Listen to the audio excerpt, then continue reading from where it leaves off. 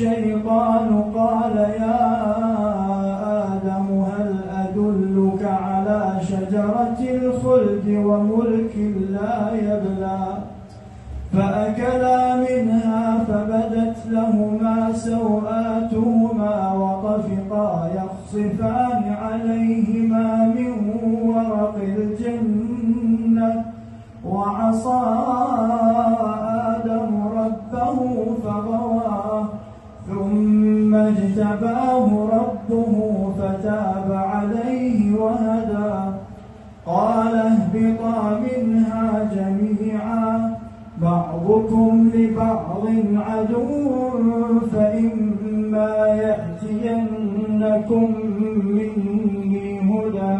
فمن اتبع هداي فلا يضل ولا يشقى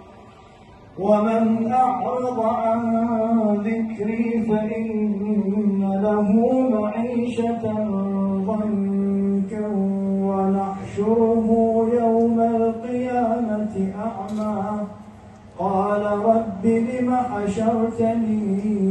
أعمى وقد كنت بصيرا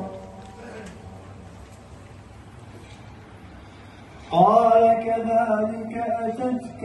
آياتنا فنسيتها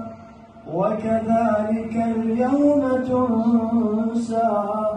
وكذلك نجزي من أسرف ولم يؤمن بآيات ربه ولعذاب الآخرة أشد وأبقى